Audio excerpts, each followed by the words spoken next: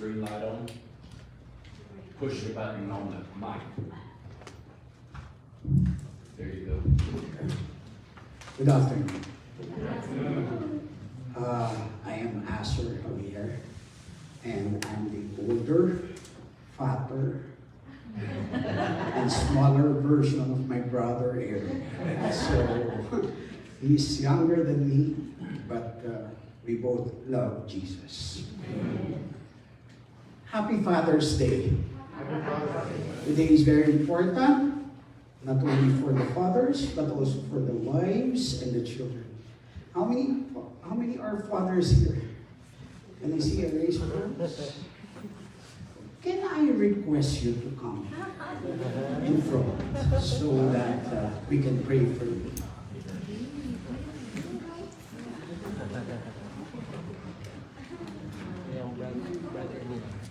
While standing in front, face the cross.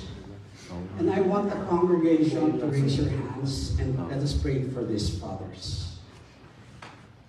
Father in heaven, thank you for this men of God who are here.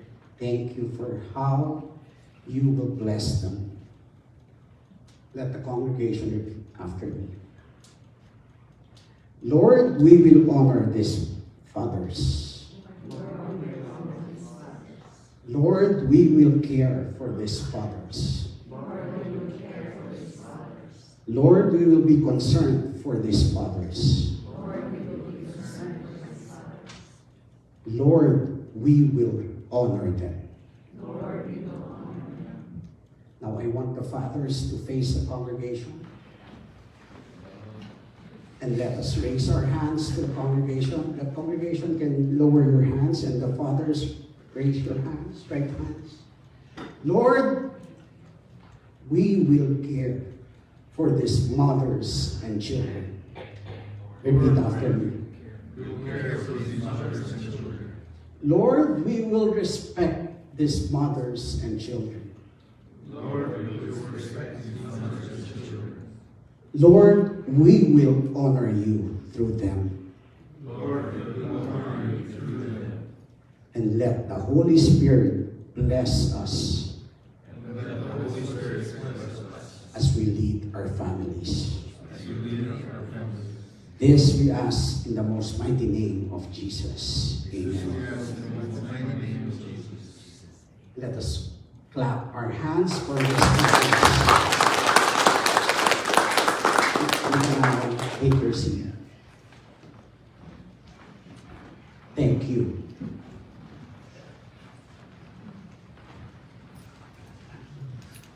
Our discussion for this afternoon is about your duties as daddies. So I named my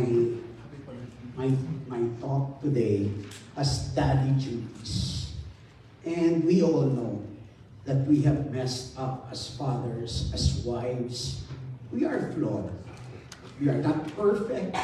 We are going into perfection, right? As we meet the Father. So what we will be doing is we will be extracting hope from the previous fathers and characters of the Bible. And I chose, it's called Eli, it's pronounced Eli, but in the US we pronounce it as Eli, Samuel, and Saul. Pakibalik sa lahat. So we will be discussing these three characters.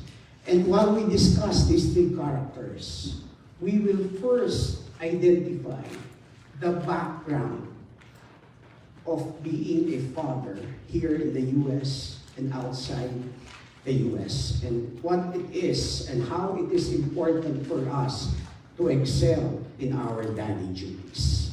Let's look at the background first. I'm looking at the statistics of the United States of America from the America First Policy Institute. And if we try to look at it, these are the statistics. 63% of youth suicides in the U.S. is from fatherless homes. 85% of children with behavioral disorders are from fatherless homes. 70% of teen pregnancies are coming from households without fathers or absentee fathers. 85% of youth currently in prison are coming from fatherless homes. 71% of school dropouts are from fatherless homes. 75% of youth in drug rehab centers are from fatherless homes. And 25% of all living children in America are coming from fatherless homes. This is not an indictment of us being father. As I said, we are all flawed. We have messed up as fathers. We have mistakes, done lots of errors. But the good thing is, as I saw as we came here, it says, hope resides here. And we're getting hope from the previous fathers of the Bible. Eli, Samuel, and so on. Next slide. So if we try now to understand what that hope is, let's look at Romans 15:4, and it is a part of our scripture reading. It says, "For whatsoever things were written aforetime were written for our learning, that we, through patience and comfort of the scriptures, might have hope." Here, what the experience of our brethren in the past, we will try to understand so that there will be hope. So those statistics will not be an indictment of our errors for the future. Deuteronomy 6:6-9 gives us already the application. It says, brother, can you repeat the verses that you have read?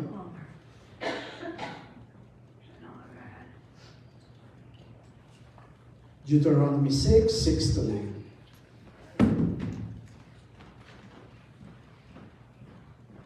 These commandments that I give you today are to be on your hearts. Impress them on your children. Talk about them when you sit at home and when you walk along the road, when you lie down and when you get up. Tie them as symbols on your hands and bind them on your foreheads. Write them on the doorframes of your houses and on your gates. Thank you. Here God is already telling us what the steps are. And if you try to recall what he said, it all emanates from the heart. If these commandments are written in your hearts, then second is impress them on your children. And then the impression that we need to do are already step by step. The first one is, come again, brother, what's the first that he said?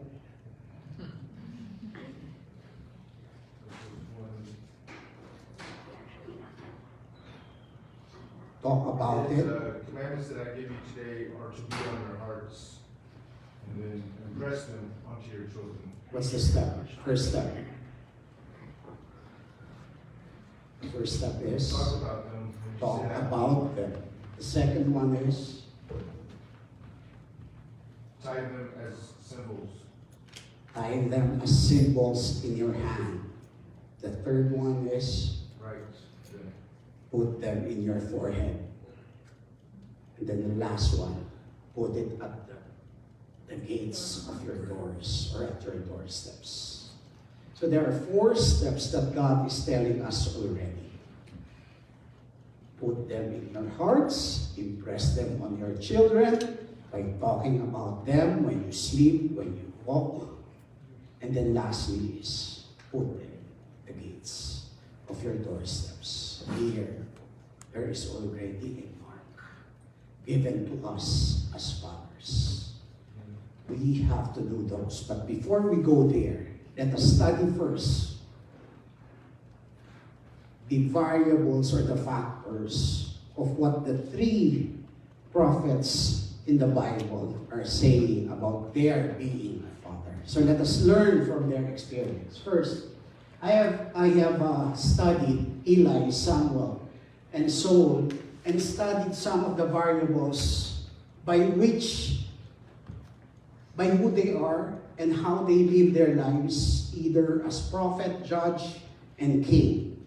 Now let's look at some of these variables. I have identified the first three as love for God, what are their service, and what are their characters. So let's start first with Eli.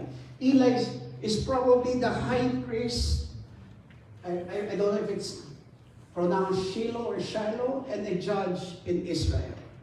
He was a judge for 40 years in Israel. In terms of service, that's his service, but in terms of the love for God, they all love God. So that's among the three. They all love God. Number two is their service. Number three is a character. Eli is a good man who gave kind considerations as a judge. But when he learned of his children's misdeeds, and they were killed, Eli suffered a stroke, probably a stroke, historians are saying, and he fell off the ground and broke his neck and died. So that's his character. Now we would try to understand what those actions are, or manifestations of his actions, so that we will learn some of his misdeeds in terms of his character build-up during his time. The second is Samuel. Samuel is a young assistant of Eli, and he was offered by Hannah to be a worker in the tabernacle or in the temple. In terms of character, Samuel is obedient and loyal to God. In fact, in 1 Samuel 3:19-21, it says, "The Lord was with Samuel as he grew up." For those Filipinos who are here, probably sacristan sila. Sacristan si Samuel. So probably because Samuel is an assistant of Eli, who is a high priest, Samuel lived really in the tabernacle. Because he was offered by his mother. Saul, the first king of Israel and chosen by the people during the great time of need, he was anointed by Samuel. And pogi si Saul. So Saul is good-looking, handsome. So probably he was tall. So probably the Adonis of our time. So he was good-looking. And Samuel anointed Saul, and not his sons, the two sons. So these are some of the character and service of Saul. Now, in terms of character, Saul was first humble and dependent upon God, but his success led to pride and disobedience. He became fearful and impatient and made impulsive decisions. So here, we have seen who they are already. But how are they as a family? Let us look at the next slide. So, for the next slide, we will see that in terms of family, Eli has sons Hophni and Phinehas. Samuel has Hannah, his wife, and his two sons, Joel and Abijah. His second wife, Peninnah, but she didn't bore any child for Samuel. But for Saul's wife, Ahinoam, he has 5 sons, Jonathan, Aminadab, Melchishua, Ishvi, and Ishobet, and daughters Merab and Michal.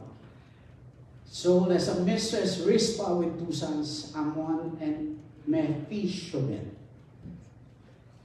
In terms of the character of the family, Eli has difficulty displeasing his sons. In fact, the historians are saying Eli honored his children more than God.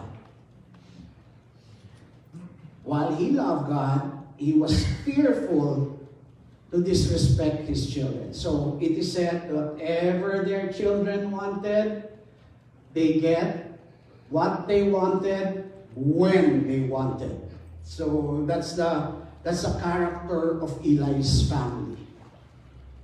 Probably true to some of our households. No? We just let our children, they want iPad, we work hard, double time, give them iPad. They want iWatch, give them iWatch. So we can relate with some of Eli's character, both as wives and fathers at the same time. Now, what is Eli's weakness? 1 Samuel 3:13, it says, Eli neglected his parental duties and his fatherly duties because 1 Samuel 3:13 says, he restrained them not.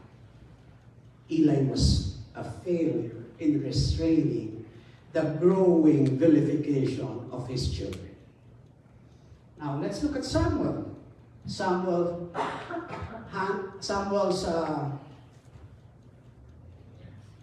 appointed his two sons as judge. So you can see already some of the weakness. In modern day times, that's nepotism, right?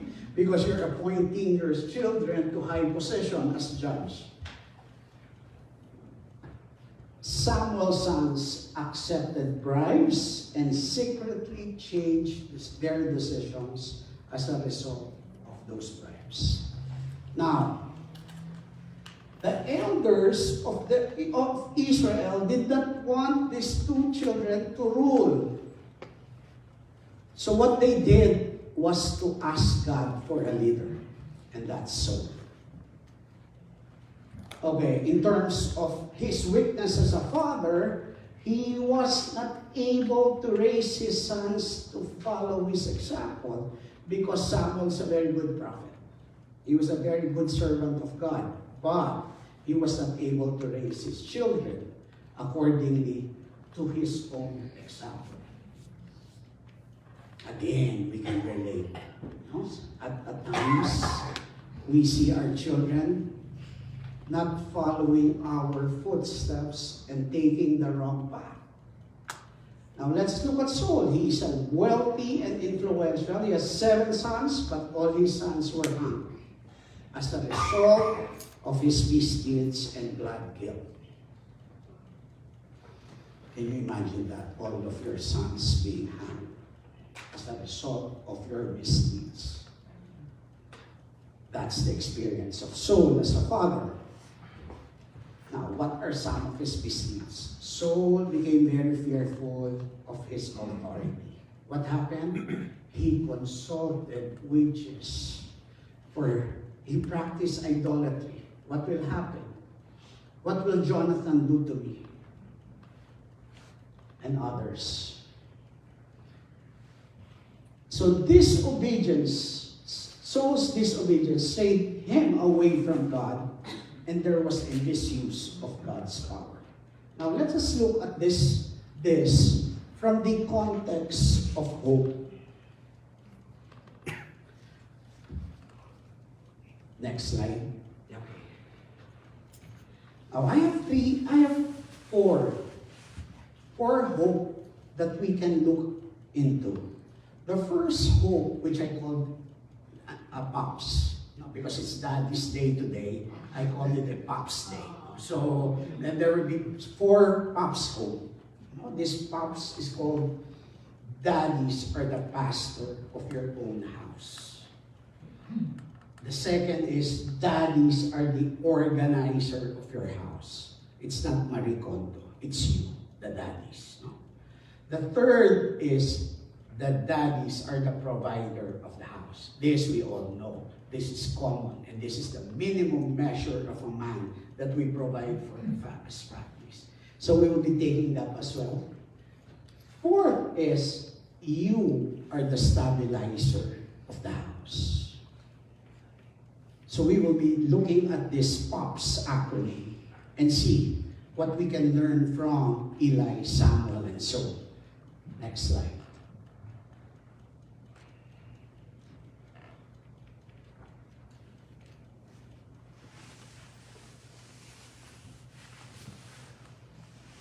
First is daddies or the pastor of the house. Let's look at Eli's sons, Hophni and Phinehas. They were called sons of Belial. Belial means worthless and empty. They knew not the Lord, and they made themselves vile, according to 1 Samuel 2, 1-12. Second, Samuel's sons was not liked by the elders of Israel. So what happened was, they asked for somebody to be king in Israel. 1 Samuel 8, 4-5. Saul's 7 sons were hanged by the Gibeonites as a result of Saul's blood guilt. Now, if we try to look at this, the 3 characters of the Bible who are all great have sons who do not listen.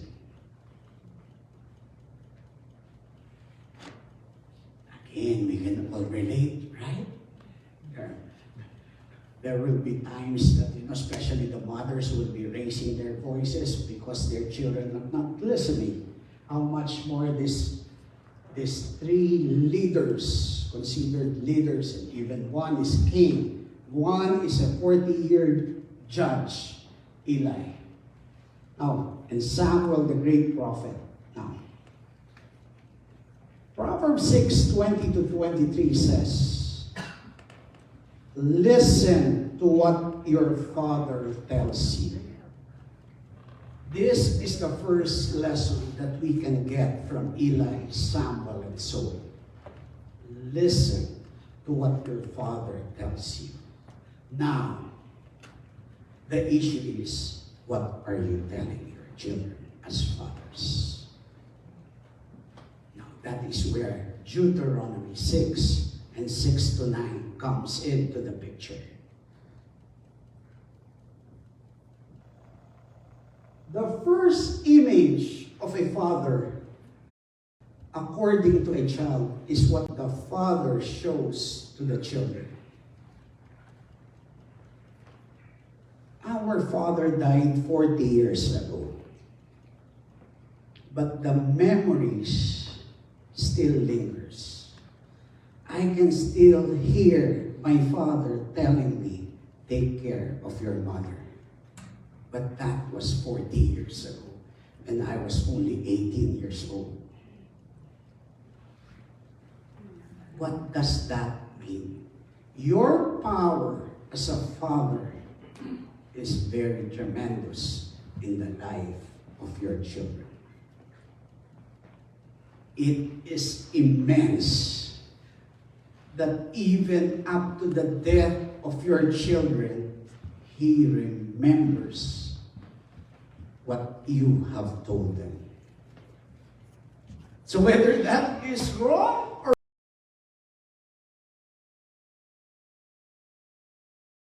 right, He remembers. So that is why the hope from Eli, Samuel, and Saul is there. Because they did not listen to the Father. Now,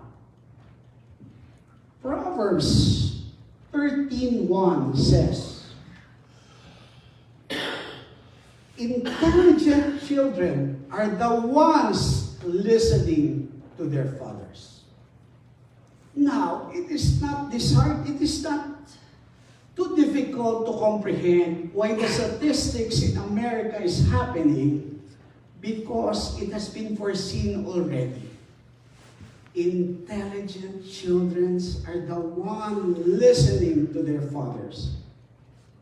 And many psychologists are saying that independence of the children actually provides a bigger time to escape, a bigger time to avoid what is happening in the household.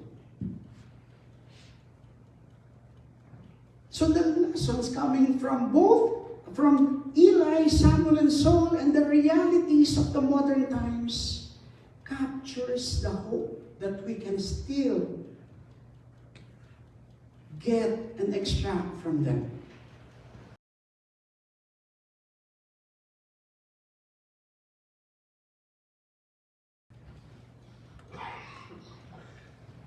we have to move towards the action of making our families listen to us.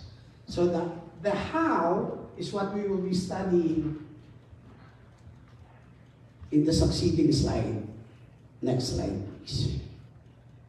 Which brings us to Romans 8:34. It says, as pastor of the house, when we apply what we have learned from Eli, Samuel, and Saul is, number one, we pray for the children and family similar to how Jesus is interceding for us. Now the issue is, are we praying for our children or simply hoping and wishing for success of our children? So that's the issue. In many cases, we wish rather than provide the necessary intercession for our children to listen to us.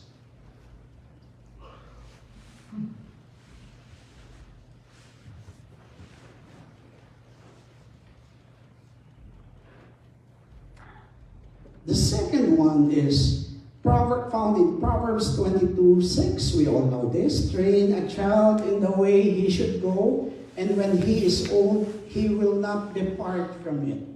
Now, Abe Lincoln said, the Bible verse is very true, but the issue is, what are we training them as fathers?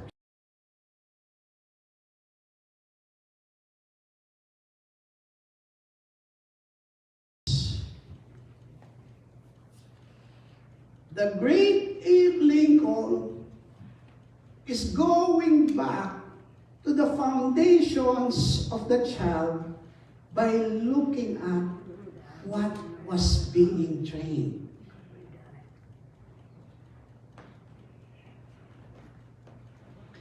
We are based in Omaha, Nebraska, but my work is in Asia. I advise politicians in Southeast Asia, in the Philippines, Cambodia, and teach in Japan and in the Philippines on local governance. One thing that I have provided for in terms of my interventions as consultant and advisor of these politicians is learning. Good leaders study.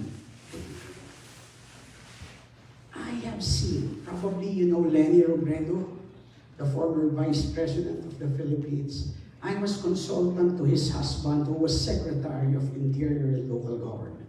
We provided for scholarships for mayors in the Philippines. So we let the mayors study. And we found out that mayors who are studying have the best towns and cities. Similarly, if we try to look up what the foundations of the Bible is telling us, it tells, train a child in the way he should go, and when he is old, he will not depart from it. Similarly, mayors who train have less difficulty resisting temptations of bribery, similar to the sons of Eli. Different from the sons of Eli, Samuel, and Saul. So what is happening here is they will not depart from those training. And what we have found out is that it starts from the mind. From the mind. Secularly, it starts with the mind. Spiritually, it starts from the heart. So there are two things that can be both applied. One is changing the heart set, and then the other one is changing the mental sets. So here, we, the fathers, are both psychologists and at the same time, strategists. So you have to prepare because I don't know how the young people are called now. Gen Z, millennials. right? You should not compare because they're totally different from our age. Like we have difficulty, like you have difficulty looking at your Deuteronomy, right? But your children, in just one swipe, he already knows where it is, right? The technology, sometimes we consult them because they are far more better than us. Second, the third one is looking at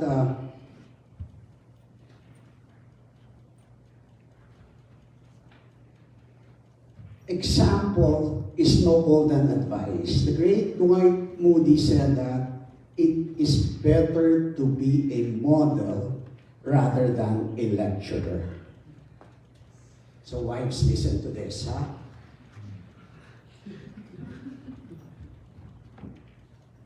Sometimes your behavior is far more important than your talk. So this is from the great Dwight Moody. So let us model the same way with the fathers. We have to model ourselves to them because they are following us. There are many, many examples by which we can serve as models. And I forgot this example in statistics which says that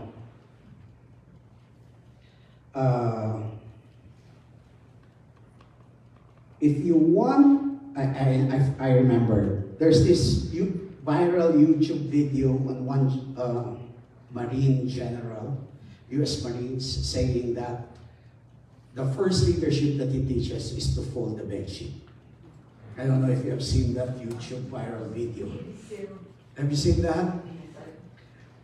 The first lesson on leadership, he says, is that fold your bed sheets every morning. That's the first lesson. Have you seen those videos? So here we're trying to say that as leaders of our households, we have to look at it in that way. We have to model ourselves for our children. Previous slide, please. Okay. No, previous. Ayan. Yeah, example is, no. Yeah. Don't cover up for your mistakes, but keep on improving. So here we're saying that because there's no handbook of being a good father, right? So that's why if we try to look at the Bible, there are so many examples, but I only look up at 3 characters where we can pattern our lessons or our hope. Eli, Samuel, and Saul. So here we are saying that in households, probably that YouTube video on folding the bedsheet probably will be the first leadership step, but it might not be true in some of the households. So what we are trying to say here is, you know better what is happening in your household, so you develop your own leadership strategy and psychology for your family. So, coming from the foundations of the Bible. So because what happens in another household may not be true in another household, because we are all coming from different culture, environment, and background, right? Like this type of sermon might not be true or very good in a mega church, or like in our church, like I'm outside the pulpit. Because our church in Omaha is comprised of about 80%, 75 years old, and I'm the youngest there. So I'm the youth there. So you can just imagine how aggressive I am to them. So here we are saying that my strategy will have to be adapted to a group of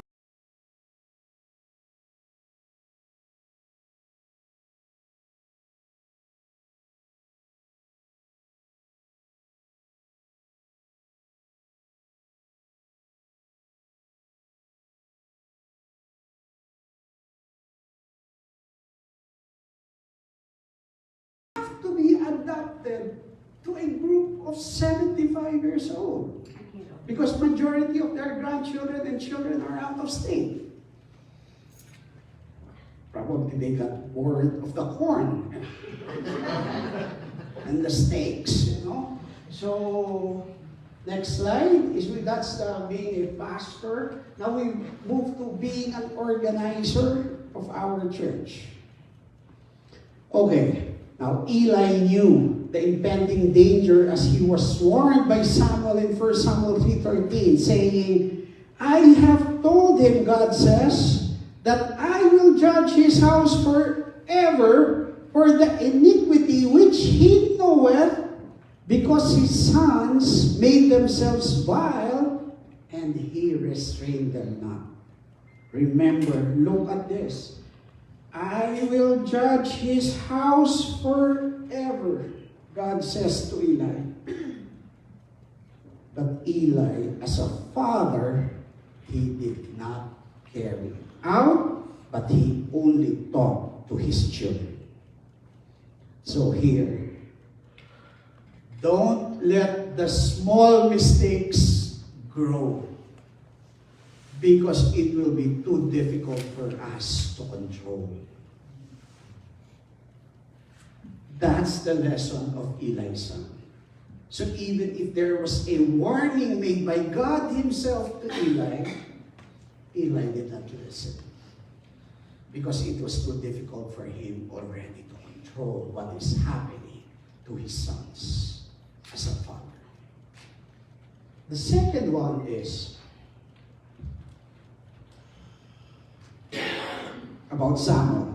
There is no evidence that Samuel is a bad father, but the historian says why he has evil sons is that maybe Samuel devoted much time in the church rather than his household. Again, this is a lesson for us. I remember vividly my father and I was very active during my college years in the Campus Crusade for Christ. He told me, you might overshoot the heavens. This is exactly what happened to Samuel. He forgot the rearing of his children because he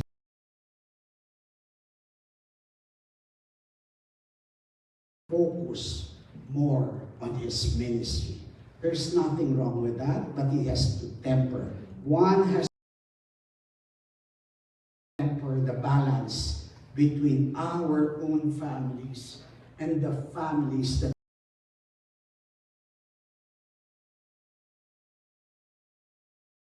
minister. I'm not saying don't get involved. I want your church to grow because there are so much vacant seats. Not unlike the Taylor Swift concert in Singapore. That for 2 weeks there's no vacant seat, no flight in Singapore.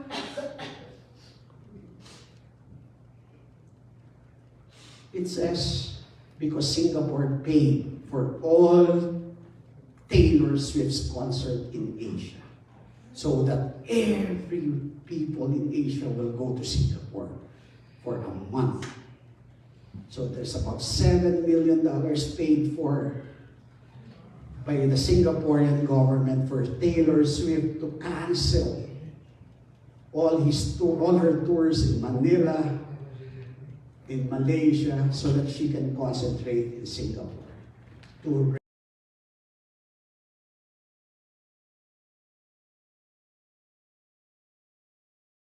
How will we seek the provision of our own households and our church? The last is on Saul.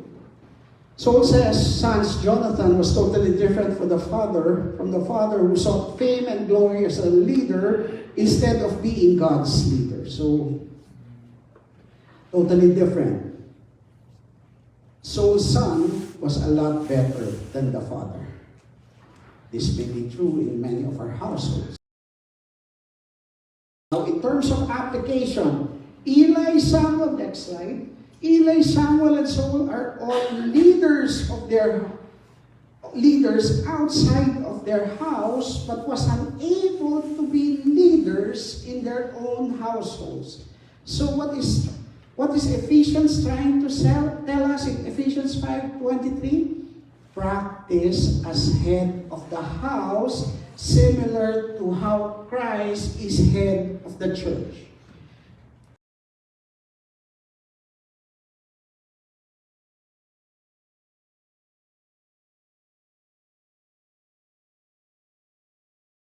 Because it is the father that is or who is the head of the house. So here, Ephesians is trying to teach us again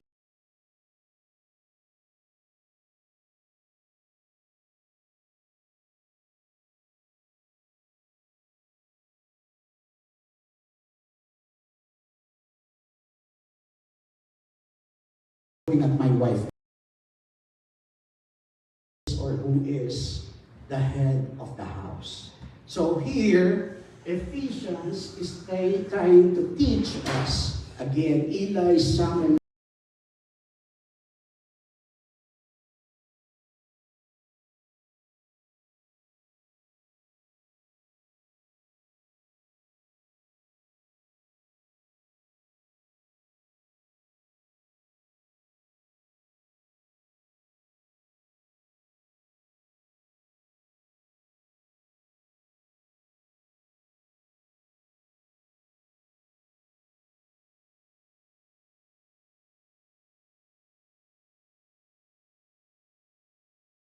Ephesians 5:23 is telling us that you, fathers,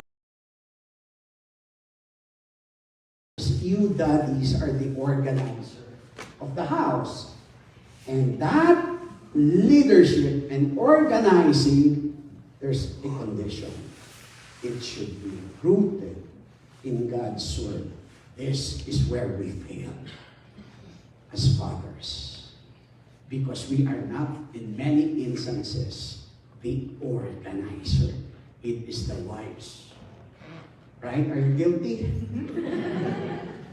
How about you? A little bit.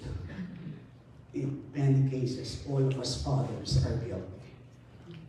So we have to start practicing it. The next slide is we are the providers of the house. Eli was a high priest and judge, next slide, of 40 years in Israel. Samuel grew up in the tabernacle under the care of Eli. Saul was already wealthy before he became king. Now, I want you to focus on the provision side.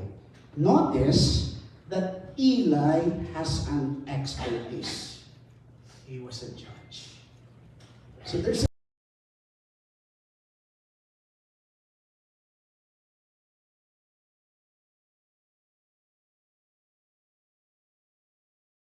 specialization. Samuel, he knew responsibility.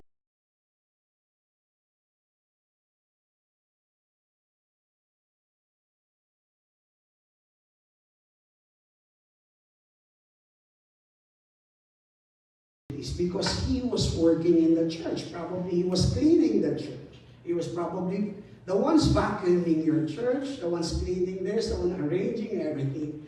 That's Samuel's job. And then the last is there is resources accumulated. So from the lessons here, these three characters of the Bible, next slide, are actually pursuing a future proofing of the success of their ministry, but not their households. Here, it's a lesson for us. Let us future proof our household.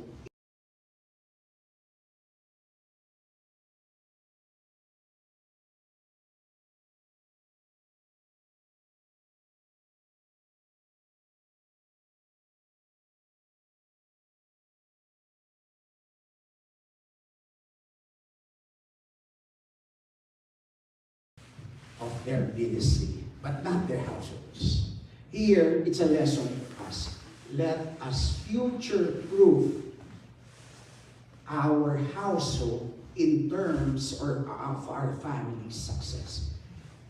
You will not believe this, that I am now advisor, and in fact, many of my ideas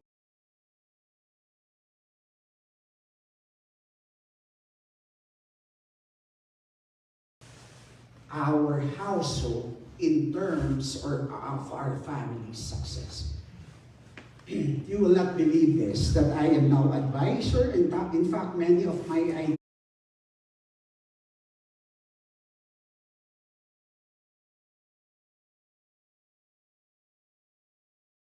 ideas have become policies in Philippine local governments and in the Royal Kingdom of Cambodia. Because when I was a college student, probably I flunked my subjects 10 times. And I spent 6 years for a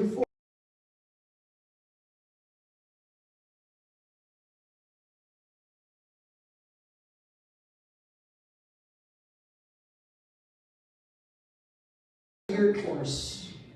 Now I am teaching in the prestigious universities in Asia.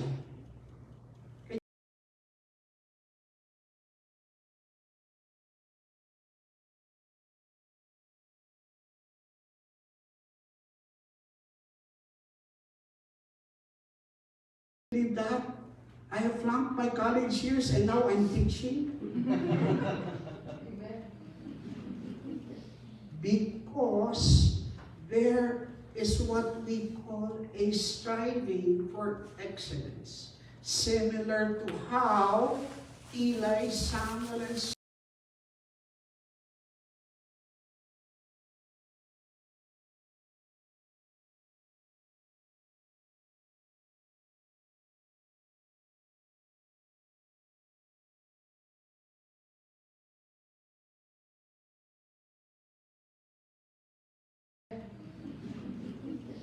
because there is what we call a striving for excellence, similar to how Eli, Samuel, and Saul have developed their specialization, knowing responsibilities and the accumulation of wealth, not necessarily physical wealth. Okay, so there's an ingredient by which the worldly science of achieving greater things can be done.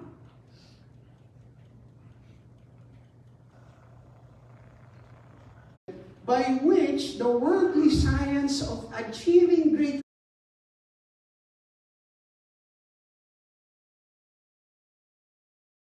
accumulation of wealth, not necessarily physical wealth. Okay, so there's an ingredient by which the worldly science of achieving greater things can be done.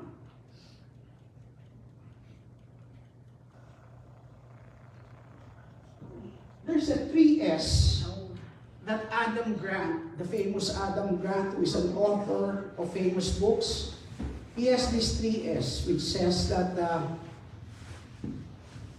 if one needs to be successful, he's saying that first, you have to develop your skills. Jesus was a good carpenter. If you see most of the famous characters and actors of the Bible, they have trade or skills. Now, as fathers, that's the first S that we have to understand and teach our children. What's the trade? What's the skill? What's the expertise? Eli was an expert in the law, together with Samuel. What's ours? And that's the key also to my success in my own profession. Can you imagine this? I had a project and I got the professor who flunked me 3 times in my college as my staff. And he started calling me sir.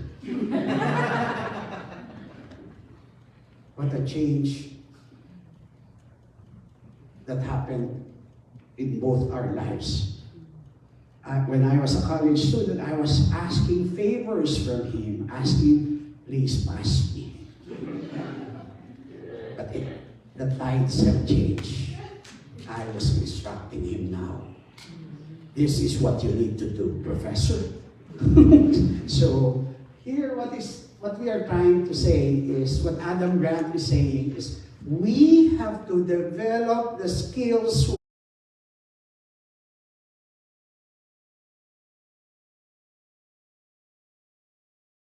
wherein we are the greatest in that skill.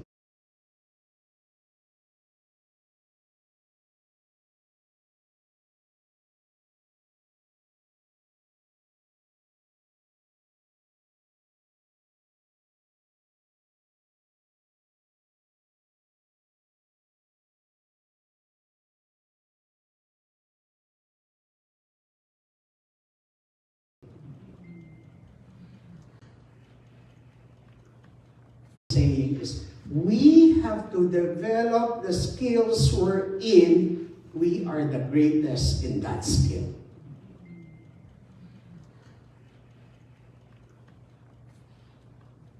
I do not have any single economic course, but I am the foremost now specialist on local economic development in Philippine and Asian local governments.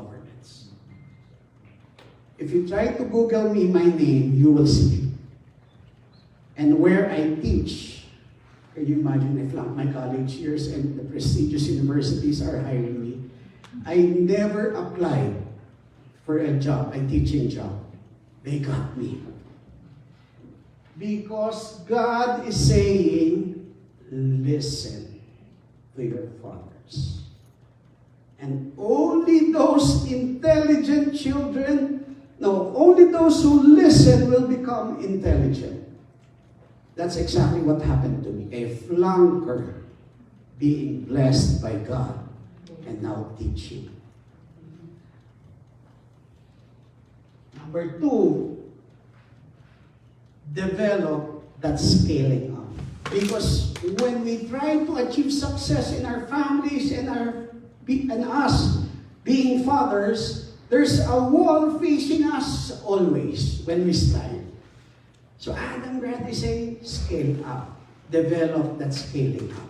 It can be a stairs, it can be a scaffolding, as long as you cross over the walls. That becomes a barrier to your success as a father. So that's the second S. The first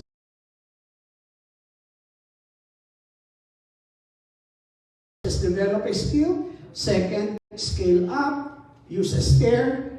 Use a ladder, or use a scaffolding. And then the last one is develop a system.